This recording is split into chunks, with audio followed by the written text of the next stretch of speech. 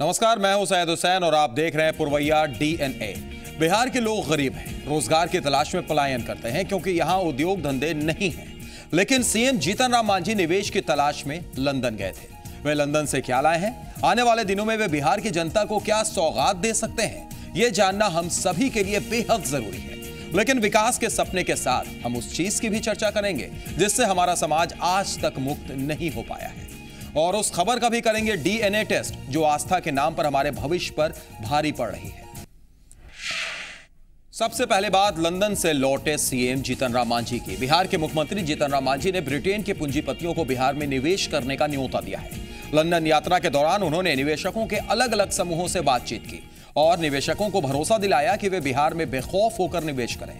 यहां उन्हें औद्योगिक प्रोत्साहन नीति के तहत सभी तरह की सुविधाएं मुहैया कराई जाएंगी।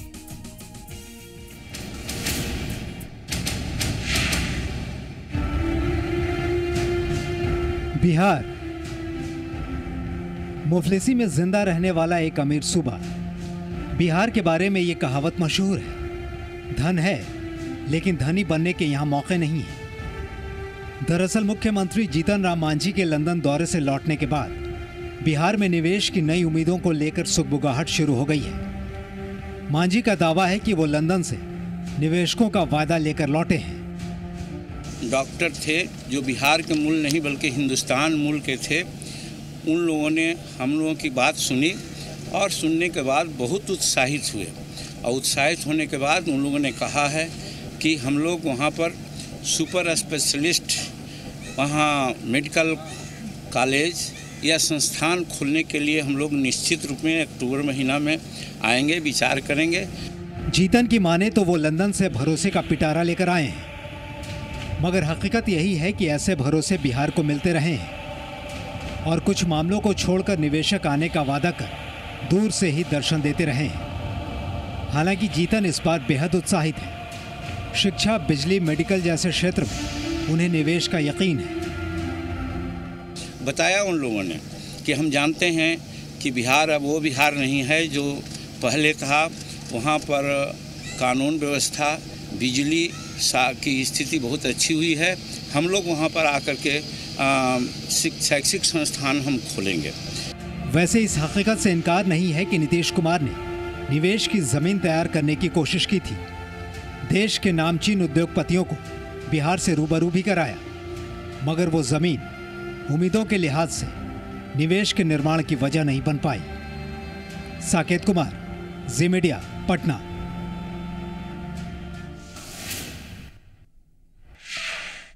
तो 5 दिन का सियासी दौरा और उसके बाद जीतन राम मांझी लौट आए हैं बिहार। कई खुशियां देने की भी उन्होंने बात कही है, कई सौगातों की भी बात कही है।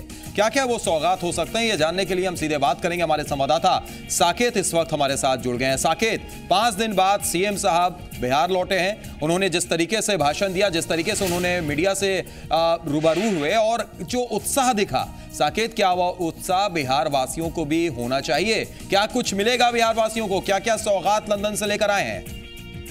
देखिए सैयद, जो बातें आज मुख्यमंत्री जीतन राम मांझी ने लंदन से लौटने के दौरान कही है, वो उस पर विश्वास कर लेना एक सिरे से ही ये मुमकिन नहीं है, क्योंकि इससे पहले भी कई बार ऐसी कवायद हो चुकी है बिहार के तरफ से।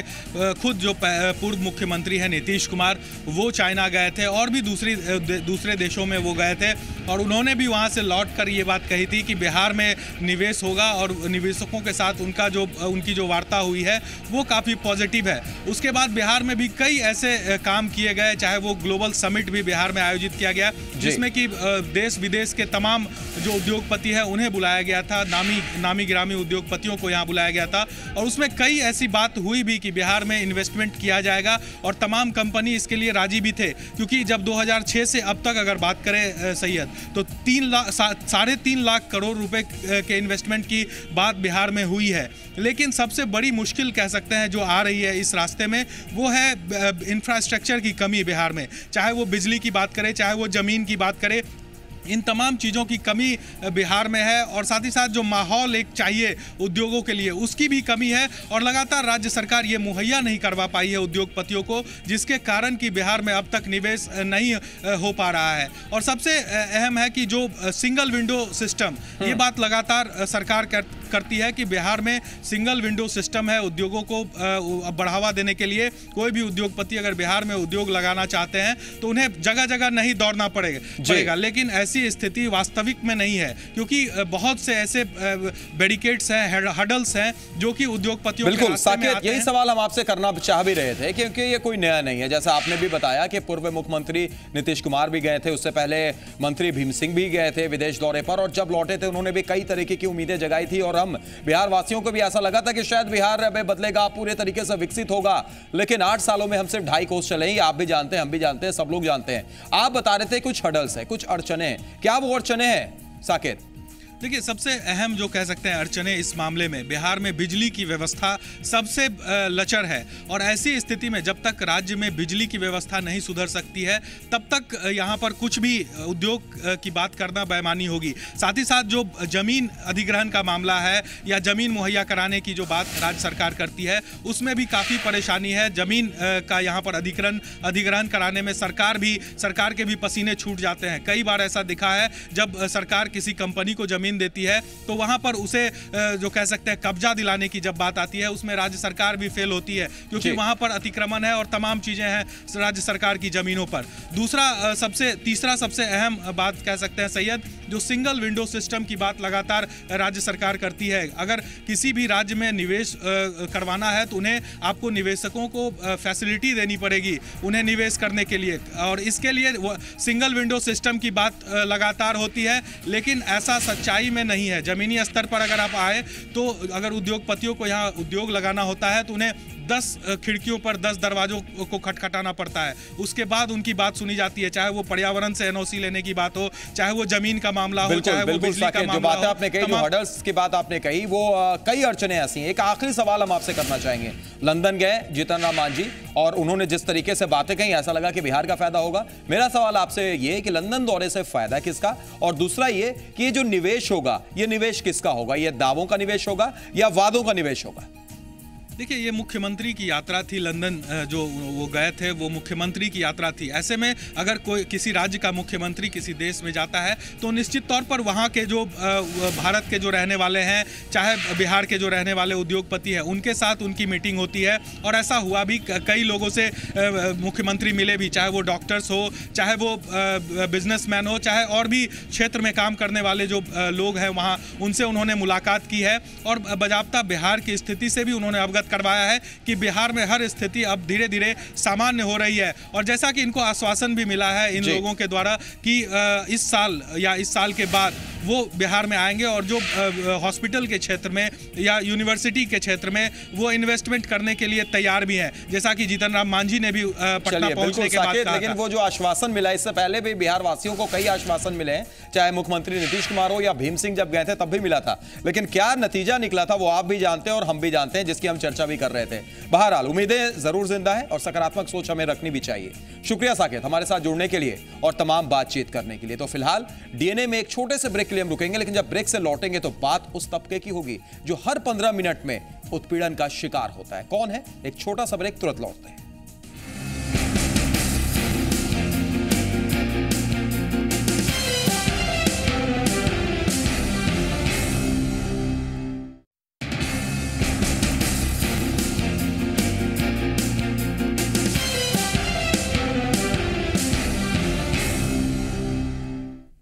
ब्रेक के बाद स्वागत है। आप देख रहे हैं पुरवैया डीएनए। हमारे देश में हर 15 मिनट में 5 दलित और आदिवासी उत्पीड़न का शिकार होते हैं, यानी हर 3 मिनट में एक दलित या आदिवासी का शोषण होता है। हर 6 घंटे में एक दलित महिला का बलात्कार होता है। हर 12 घंटे में एक दलित की हत्या होती है। हर सप्ताह 5 दलितों का घर जला दिया जाता है। यही नहीं, हर मिनट 2 दलितों का मानसिक उत्पीड़न भी होता है। दलित उत्पीड़न के मामले में बिहार देश में दूसरे स्थान पर है। यह बात तब और गंभीर है जब बिहार के मुख्यमंत्री खुद दलित हैं, और बात तब और भी गंभीर हो जाती है जब उनके गृह जिले में दलित दबंगों के डर से गांव छोड़कर बाहर जाने को मजबूर हो। गया जिले के टेकारी प्रखंड स्थित पूरा गांव के करीब 200 महादलितों ने दबंगों के डर से गांव छोड़ दिया है। हालांकि मामला सामने आने के बाद दलितों को धमकाने वाले 4 आरोपियों को गिरफ्तार भी कर लिया गया है। सीएम जीतन राम मांझी ने भी दोषियों पर कड़ी कार्रवाई की बात कही है। यही नहीं, इस घटना के बाद उन्होंने पूरा गांव के दलितों के उत्थान के लिए कई घोषणाएं भी की हैं। लेकिन जस का तस बना हुआ है, दलितों पर से अत्याचार कब खत्म होगा, ये सवाल लगातार बना हुआ है। चलिए हम सुनाते हैं क्या कुछ कहा है जीतन राम मांझी ने। ये 4 आदमी को मुजाले बनाया गया है, 1 आदमी पकड़ाया गया है और 1 दिन या 2 दिन का समय दिया गया है। 1 दिन कल बीत गया, आज भी बीत गया है। कल से हर तरह से वारंट कुर्की ले लिया गया है।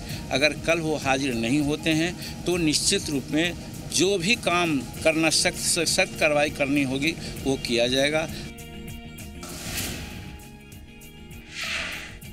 गया की भयावह घटना ने एक बार फिर दलित अत्याचार के मामलों का कड़वा सच सामने ला दिया है। कहीं ना कहीं राज्य में दलित अत्याचार को रोकने में अनुसूचित जाति और जनजाति अत्याचार निवारण कानून भी बेअसर साबित होता नजर आ रहा है। दलितों पर अत्याचार की बढ़ती घटनाएं साबित कर रही हैं कि सरकार और प्रशासन दलितों को अत्याचारों से निजात नहीं दिला सका है। केंद्र सरकार की रिपोर्ट के मुताबिक दलित अत्याचार में यूपी सबसे पहले, बिहार दूसरे और मध्य प्रदेश तीसरे स्थान पर है। तो वहीं अगर भारतीय संविधान की बात करें तो भारतीय संविधान के अनुच्छेद 17 में छुआछूत पर पाबंदी का प्रावधान है। इसके अलावा अनुच्छेद 366, 341 और 342 में अनुसूचित जाति और अनुसूचित जनजाति को परिभाषित कर व्याख्या की गई। इस वर्ग को शोषण और अत्याचार से मुक्त कराने के मकसद से साल 1989 में संसद ने अनुसूचित जाति एवं जनजाति अत्याचार निवारण अधिनियम 1989 पारित किया। इस कानून के तहत विशिष्ट न्यायालयों के गठन का प्रावधान भी किया गया है। कानून बनने के लगभग 2 दशक बाद हाल ही में बिहार के 5 जिलों पटना, मुजफ्फरपुर, गया, भागलपुर और बेगूसराय में दलितों के लिए विशिष्ट न्यायालय की स्थापना की गई है।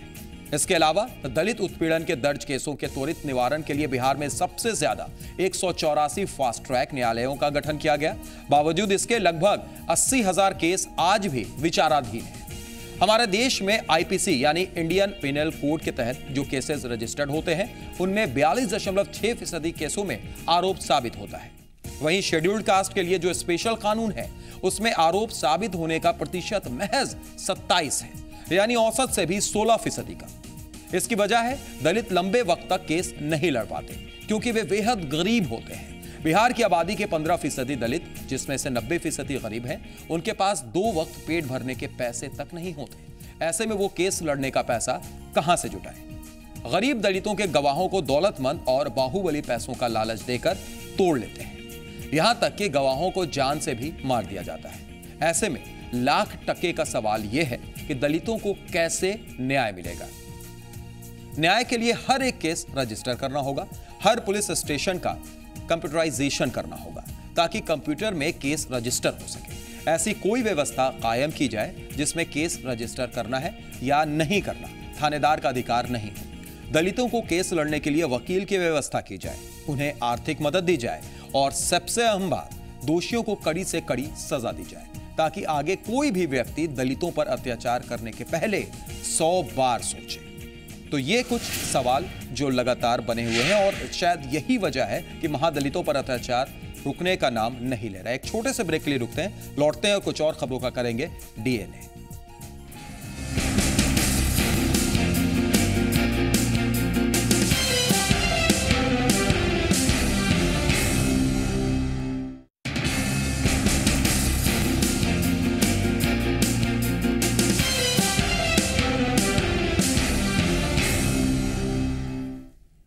ब्रेक के बाद स्वागत है, आप देख रहे हैं पुरवैया डीएनए और अब आगे बढ़ते हैं, बात करते हैं नवरात्रा की। नवरात्रा चल रहा है इसलिए दुर्गा पूजा की बात कर लेते हैं। दुर्गा पूजा की तैयारी जोर शोर से चल रही है। गली मोहल्लों में पंडाल बन रहे हैं। पूजा को लेकर लोगों का उत्साह देखते बन रहा है। और अगर बात करें पटना की तो यहाँ 244 पूजा समितियां पंडालों में मूर्ति रखकर दुर्गा पूजा मनाएंगी। लेकिन क्या आपको पता है, जिस उत्साह से पूजा समिति के लोग पूजा पाठ की तैयारियों में जुटे हैं उतने उत्साह से ही वे कानूनों की धज्जियां भी उड़ा रहे हैं। वो आप भी जानते हैं, हम भी जानते हैं। अब तक 244 पूजा समितियों में से 1/4 समितियों ने ही लाइसेंस का नवीकरण कराया है, यानी पूरे तरीके से अगर देखा जाए तो कानून की धज्जियां उड़ रही हैं। मतलब साफ है, बाकी पूजा समितियां कानून का पालन नहीं करेंगी। आपको हम ये भी बता दें कि दुर्गा पूजा की अगर बात करें तो दुर्गा पूजा को लेकर प्रशासन ने भी पूजा समितियों को कई निर्देश दिए हैं, जिसमें डीजे के इस्तेमाल के लिए निर्देश, पूजा समिति की तरफ से पूजा पंडालों और आसपास लगाए गए लाउड स्पीकर की संख्या की जानकारी देने और तय समय तक सीमा नियमानुसार इसे बजाने और पूजा समिति की ओर से निर्धारित तिथि पर प्रतिमा का विसर्जन करना शामिल है। यानी रात 10 बजे तक ही लाउड स्पीकर बज सकता है, किसी खास इलाके में ही बज सकता है, उसके अलावा वहां नहीं बज सकता है। विसर्जन की अगर बात करें तो उसके लिए भी तिथि निर्धारित है। लेकिन क्या ये सब कुछ होता है? बिल्कुल। पूजा के दौरान हमें जिन दिक्कतों का सामना करना पड़ेगा वो शायद उतनी बड़ी नहीं है जितनी पूजा के बाद होने वाली है। अगर हम और आप चेत जाएं तो उस पर रोक लगा सकते हैं। हमारा इशारा मूर्ति विसर्जन की तरफ है। आम धारणा है कि उद्योग, सीवेज और शहरी ठोस कचरा मिलकर हमारी नदियों को प्रदूषित करते हैं। लेकिन धार्मिक कर्मकांडों में इस्तेमाल होने वाले सामानों के कारणों के कारण नदियों का जल प्रदूषित हो रहा है। इसको देखते हुए उत्तर प्रदेश, महाराष्ट्र और कर्नाटक हाई कोर्ट ने नदियों में मूर्ति विसर्जन पर पूरी तरह से रोक लगा दी है। लेकिन क्या यही चीजें पटना में हो रही हैं, बिहार में हो रही हैं? ये सवाल जरूर है। ये जानना भी बेहद जरूरी है कि आखिर क्यों ये रोक जरूरी है। सच ये है कि जब तक नदियों में खूब प्रवाह था, अविरलता थी, कचरे को खा जाने वाले जीवों की बड़ी संख्या थी, तब तक नदियों में खुद को साफ कर लेने की क्षमता थी। नदियां बिना ईटीपी और एसटीपी कचरे को खुद साफ कर लेती थी। अब प्रवाह की मात्रा और अविरलता के अभाव में नदियां ये क्षमता खो बैठी हैं। यही कारण है कि दुनिया की सबसे पवित्र कही जाने वाली गंगा उन 10 नदियों में शुमार हो गई है जिनके खुद के अस्तित्व पर खतरा मंडरा रहा है। गंगा में औद्योगिक प्रदूषण का आंकड़ा कुल प्रदूषण का मात्र 17% है, लेकिन इसका विशालापन इतना ज्यादा है कि 80% सीवेज प्रदूषण इसके आगे कहीं नहीं ठहरता। इसकी बड़ी वजह नदी में मूर्तियों का विसर्जन और पूजा पाठ में इस्तेमाल किए गए सामानों को फेंकना है। ये हम आपको बता रहे थे। अब आप ये सोच रहे होंगे कि मूर्तियों से कैसे प्रदूषण होता है, तो चलिए आपको ये भी हम बता देते हैं। आजकल बनने वाली मूर्तियों में प्लास्टर ऑफ पेरिस, लोहे की सलाखें, पॉलिस्टर का कपड़ा, प्लास्टिक, सिंथेटिक पेंट और कई दूसरे सजावटी दिखावटी सामानों का इस्तेमाल होता है। इनके सामानों में मौजूद रसायन नदियों के जल को जहरीला बनाते हैं। 2007 के एक अध्ययन ने भोपाल की ऊपरी झील में मूर्ति विसर्जन के बाद भारी धातु की सांद्रता में 750% ज्यादा बढ़ा हुआ पाया। प्रदूषण नियंत्रण बोर्ड के बेंगलोर शहर रिपोर्ट ने धातु की सांद्रता 10 गुनी और तांबे की 200 से 300 गुना ज्यादा पाई। ऐसे अलग अलग हुए अध्ययनों में मूर्ति विसर्जन के बाद संबंधित स्थान और स्रोत की जैविक, रासायनिक, ऑक्सीजन मांग, सुचालकता, भारीपन के अलावा नाइट्रेट, क्रोमियम और सीसा का प्रतिशत बढ़ा हुआ पाया गया। महाराष्ट्र का एक अध्ययन प्रमाण है कि मूर्ति विसर्जन के बाद मछलियों के मरने की संख्या बढ़ जाती है। वहीं भारतीय चिकित्सा अनुसंधान परिषद ने अपनी एक रिपोर्ट में पाया कि देश के अन्य इलाकों की तुलना में उत्तर प्रदेश, बिहार और पश्चिम बंगाल में नदियों के किनारे रहने वाले लोग ज्यादा आसानी से कैंसर की गिरफ्त में आ जाते हैं। इसी को ध्यान में रखते हुए केंद्रीय प्रदूषण नियंत्रण बोर्ड ने 2010 में ही अलग अलग जल संरचनाओं में मूर्ति विसर्जन के लिए अलग अलग निर्देश जारी कर दिए थे। इन निर्देशों के मुताबिक मूर्ति विसर्जन से पहले मूर्ति से उतार कर जैविक और अजैविक पदार्थों को अलग अलग करना, कपड़ों को उतार कर अनाथालयों में पहुंचाना और सिंथेटिक पेंट के स्थान पर प्राकृतिक रंगों का इस्तेमाल करना शामिल है। मूर्ति विसर्जन के पहले विसर्जन स्थल पर एक जाल बिछाया जाना चाहिए ताकि उसके अवशेषों को तुरंत बाहर निकाला जा सके। मूर्ति विसर्जन के इन नियमों को लागू कराने की जिम्मेदारी राज्य और जिला प्रदूषण नियंत्रण बोर्ड इकाइयों को सौंपी गई है। तो हमने इतनी चीजें आपको बताई, इतनी चीजें हमने आपको दिखाई, लेकिन उसके बाद भी सवाल कहीं ना कहीं बना हुआ है कि क्या इस बार दुर्गा पूजा में इन नियमों का, इन कानून पर ध्यान दिया जाएगा।